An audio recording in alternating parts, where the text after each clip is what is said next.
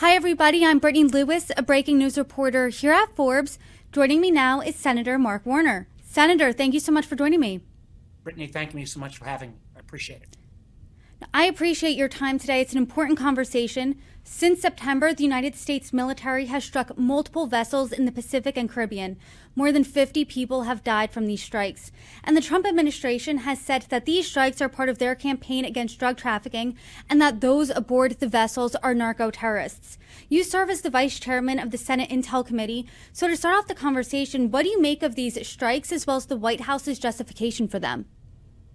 Well, Brittany, let me set two prefaces. One, obviously, I think everyone realizes the drug traffickers have grown much too powerful, not just in Mexico, but across the region. A lot of this emanating from Colombia. On top of that, and I'm sure we'll get to the questions about Venezuela in a moment, the Venezuelan government, Maduro down there, the president, is a bad guy, and frankly, the United States made a huge mistake a few years back when the Venezuelan people came out in record numbers and voted against Maduro. We didn't put enough pressure on him to move aside at that point when the power of the people had been exercised in a vote. Now, to the Trump administration's actions, they made this determination in July that they were going to take these actions. They did not share with Congress as appropriate any of the underlying legal reasoning. You can't just arbitrarily say on your own, okay, we're going to start blowing up boats in international waters without potentially putting our soldiers in harm's way in terms of international law. So strike one was they put a legal opinion together in July that authorized these strikes. They did not share it with us in the Senate, at least, until last week. And before they shared it in the normal bipartisan way, the Trump administration invited Republicans only, in a gross violation of any kind of not just protocol. This isn't even protocol or procedure. This is like, if you're going to put Americans in harm's way, you got to do this in a bipartisan way. You have an obligation as a president. You're not a king. And they violated all of those protocols and procedures. Now, in terms of the specifics, I have read now their legal opinion. And on a good news note, and this is breaking news, we finally got the administration to relent and let every senator read this. So there'll be more people that can offer an opinion. I've still got questions about some of the jumps in the legal reasoning, but the administration has said repeatedly to us, don't worry, we've got eyes on, and as a former chair and now vice chair of the Intelligence Committee, we have very good ability to observe the bad guys. But if these are all truly bad guys and they are all moving drugs and they've got total certainty on that, why the hell not interdict these boats, arrest these people, and show the world that this is all a legitimate exercise? They have chosen not to do that. I've got a lot of questions of why, and that's going to be kind of some of the next steps we take. That is breaking news that now all senators have been given this information. From what you've seen, and I know that you Brittany, can't divulge. Let me just make clear. I want to make sure, because this gets kind of this is the legal reasoning the administration has put together out of the Office of Legal Counsel in the White House about why American forces can use force to interdict boats in international waters that are carrying drugs, and specifically cocaine. No conversation about fentanyl, no conversation about Venezuela. So I just want to make clear to your viewers, yes, this is a step forward on part of this issue, and I think senators in both parties raise concerns, and they'll have questions about whether the legal reasoning is sound, but that's a good step. That does not answer anything about a Venezuela question, or does not answer, because the administration sometimes conflates this and says we need to go after fentanyl, and obviously fentanyl has killed tens of thousands of Americans, but nobody is making the accusation that these boats are carrying fentanyl. the administration themselves says it's virtually all cocaine. So then to that point, based on what you've seen, and I know that you cannot divulge classified information, Yes, ma'am. are these strikes legal? I've got real questions. The whole question around war powers is something that's been debated a long time. A lot of this, we've seen ourselves with Iraq, Afghanistan, other strikes. I'd like to hear, frankly, from my colleagues on both sides. I mean, there is an argument to be made. I would love to have people who are greater experts than me on the war powers justification read that opinion as well and weigh in. But again, just the idea that this decision was reached in late July and it was late October, to my knowledge, before they shared this with anyone in Congress, is not a good way to kind of earn bipartisan support, or for that matter, support from the American people that this is justified. And again, we all start with the premise that we got to go use all the tools we can to go after drug traffickers. But this ought to be a fulsome debate whether this is the best way to stop the drug trafficking coming particularly from Colombia and Ecuador. And I'm curious, and I think a lot of Americans are curious too, based on something that Secretary of Defense Pete Hegseth said about these strikes. I want to read a post. The department has spent over 2 decades defending other homelands. Now we're defending our own. These narco-terrorists have killed more Americans than Al-Qaeda, and they will be treated the same. We will track them, we will network them, and then we will hunt and kill them. Is there evidence that every single person that was killed in these strikes, which it's more than 60, are all of those people, were they narco-terrorists? Were they committing a crime? And was that killing justified? Well, that is what that's what the Congress and the Senate ought to be debating. I mean, you could have, let's presume for a moment, that you could have a legal justification to go after drug traffickers. We've obviously got that already. We've got the DEA. We work with other countries in Central America, Mexico, and others to interdict drug traffickers. The idea, though, that we know with 100% certainty that every one of these individuals is a bad actor, I have not been convinced of that. And I think to state otherwise, you've already had an administration that has been caught many times stretching the truth. You already have a Secretary of Defense that has shown, I think, careless disregard of keeping classified information. And so I don't accept that full characterization because I've not seen that full proof. I could accept the fact that there is knowledge that there are drugs on most of these boats. I would still then want to debate whether the best way to deal with that, particularly when we're trying to talk about, public opinion in the region, public opinion amongst Americans, that we ought to be blowing them all up without even any effort to try to interdict them and show the world that we've got this proof. And I want to talk about some things that happened last week. You and other Democrats were left out of a Republican-only briefing on the strikes. You called this a new low for the Trump administration. You said this was corrosive to democracy and dangerous for our national security. So can you talk about, A, what that precedent sets, and then B, what have you learned since then? Because I believe that you said before that you, as well as the Gang of Eight, the rest of the Gang of Eight, got to see what those Republicans saw. So what have you learned, or how much more have you learned since then? Well, Brittany, one of the things, we've made mistakes in foreign policy over the years. I mean, every American will acknowledge that our record in terms of interventions in Central America and South America has been pretty mixed at best. And the whole way a White House is supposed to operate, when we're talking about national security, when we're talking about putting troops in harm's way, you're supposed to bring in both parties. And frankly, President Trump, in his first term, adhered to those norms.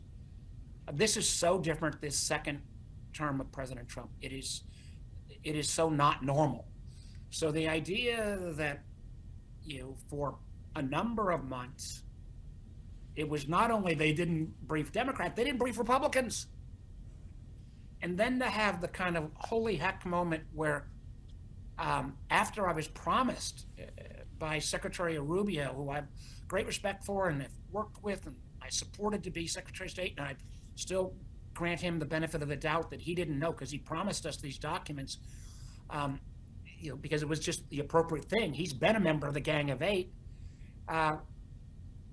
When that didn't happen, he was off traveling the world with the president. When that didn't happen, and then when we found that there was a partisan-only briefing for not even people on the appropriate committees, and I know this sounds like, well, this is just process. No, this is how checks and balances are supposed to work. And I think the administration got caught red-handed.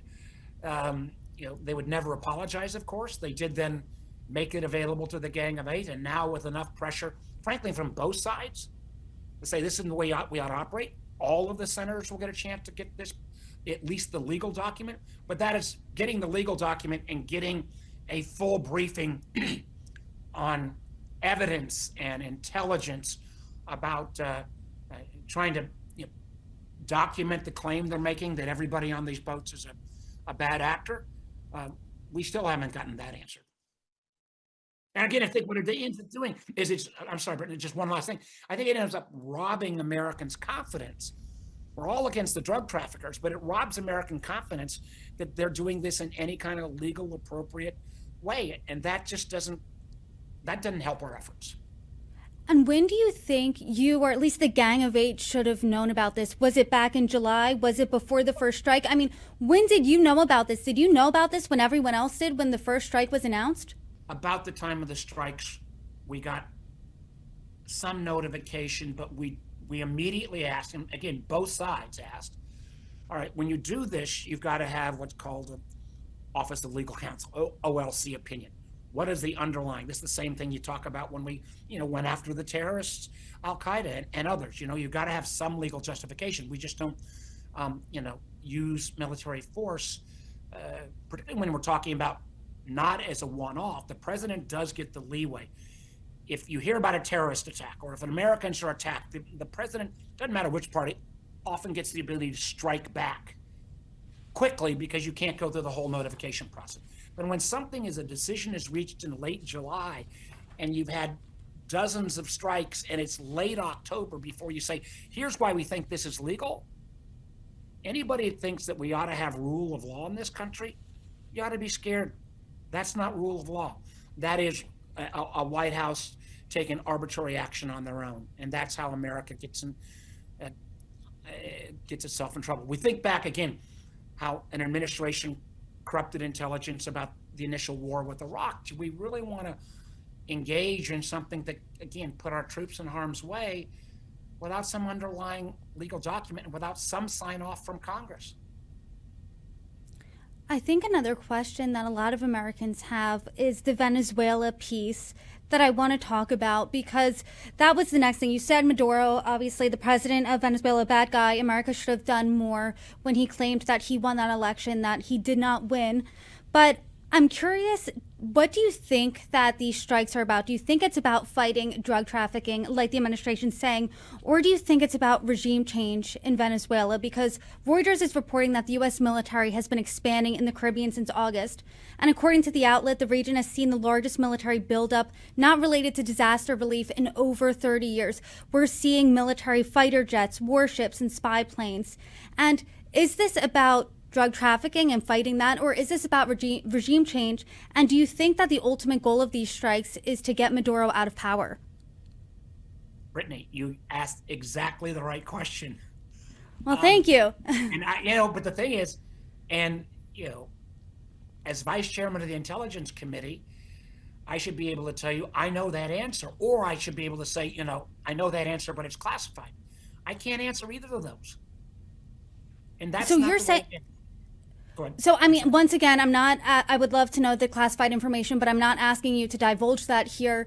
That's not even included. That reasoning's not even in the classified documents. That is not in this opinion. This opinion was about taking strikes on boats in international waters that involve drug trafficking.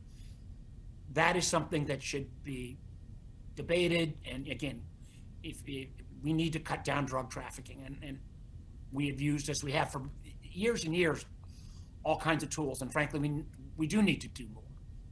But the notion that we're going to do this without kind of buy-in of Congress is a totally separate debate than what happens in Venezuela, where again, the worst thing for America, and the worst thing in many ways for the Venezuelan people, is somehow turning Maduro into a hero because we've not made it clear what our goal is here.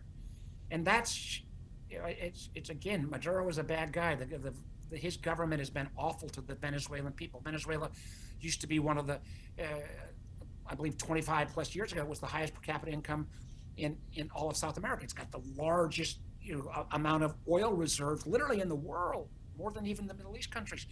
And the idea that we don't have a policy that has any kind of clarity, do we want to turn a bunch of countries that are also against Maduro, particularly in the region, in Central America or South America, somehow anti-American because it looks like we are again imposing kind of our will without a clear policy? And again, I used to, as an exchange student in Argentina, I'm a big student of South America and Central America.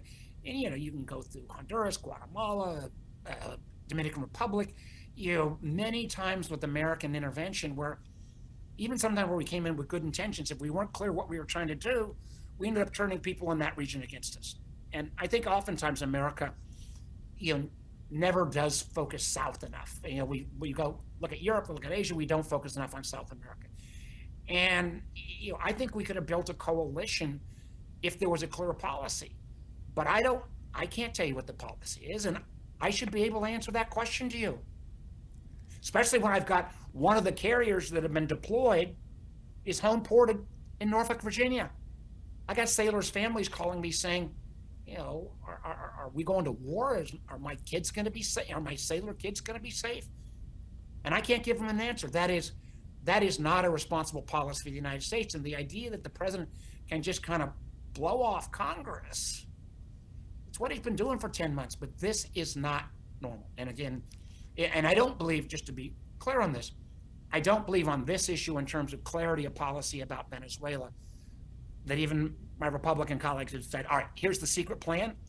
I don't think anybody's clued in. So with your conversations with other Republican colleagues on the Senate Intel Committee, I'm thinking of Chairman Senator Tom Cotton, amongst others, no one really knows what the clear goal here is? I don't know. Again, I start with the premise that Maduro is a bad guy and increasing pressure on Maduro. If there was a plan, trying, and remember, our government, I should have made this clear earlier, our government, not just under Trump, but under Biden, and I believe maybe even back to Trump 1, we have not we've acknowledged originally this guy Guaido, who was as the opposition leader, as more legitimate government of Venezuela. When the election took place, we and most other nations acknowledged that the opposition had won. So, this is not, I disagree with the president on this, but this is not a change in policy. We have been against the Maduro government for many years. And I think the president could actually probably find some bipartisan support if he was laying out, here's what we want to try to do. And here's how we're going to do it with other partners in the region. But the notion of, taking out boats and then kind of conflating boats with Venezuela, or saying somehow that they're a bad thing. There are people in Venezuela involved in the drug trade, but no one that I'm aware of would say that the source of the drug trade, particularly around cocaine, is Venezuela as opposed to Colombia or Ecuador, where we've got 100% evidence that that's where the narco gangs are mostly based. Now, could the Venezuelans be trying to help there? I would say this: earlier in the Trump administration, they made the accusation there is this Venezuelan gang, Trindalagua. They are bad guys as well. The Trump administration claimed that the Maduro government and this bad guy gang were totally affiliated. The intelligence community, looked at that and said, both of them bad guys, but this assertion is just not true. And what again ought to scare the heck out of viewers is those intelligence professionals got fired because they wouldn't cook the books on their conclusion. And when we start cooking the books on our intel conclusions, or when the intelligence community starts to bend the product to try to meet a political agenda, that's when America gets in trouble. And are you seeing that cooking of books in the intel community as of now? I am continually, and I've been worried about this and had spoken out on it repeatedly, that with the number of intelligence professionals that continue to be fired, with the fact that senior military leadership, this 3-star general who ran NSA, got fired without reason, the General Cruz, who runs the Defense Intelligence, gets fired without reason, when the Tulsi Gabbard, the Director of National Intelligence, is so callous with the identities of people who are working undercover for our government and exposing their identities. I know what kind of pressure the intelligence community is under.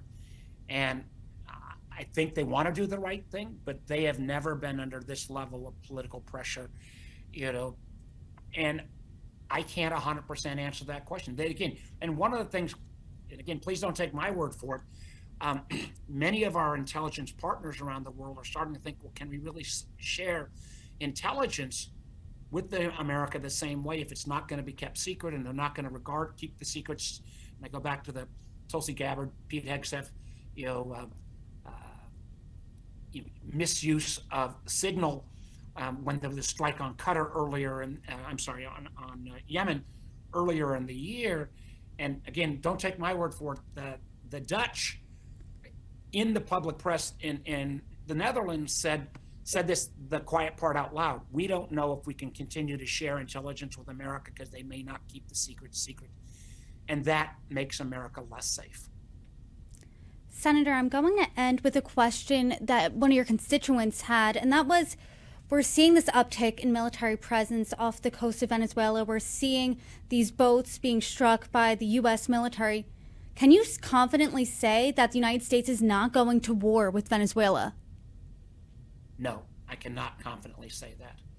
And anytime the United States of America tries to go to war, unless it's in reaction to a strike like Pearl Harbor or the attacks on 9/11, without trying to bring in the American public and make the case, or without at least following the legal requirements of sharing with Congress, I don't think there's ever been an example of that where it worked out in America's long-term interest, and that scares the dickens out of me.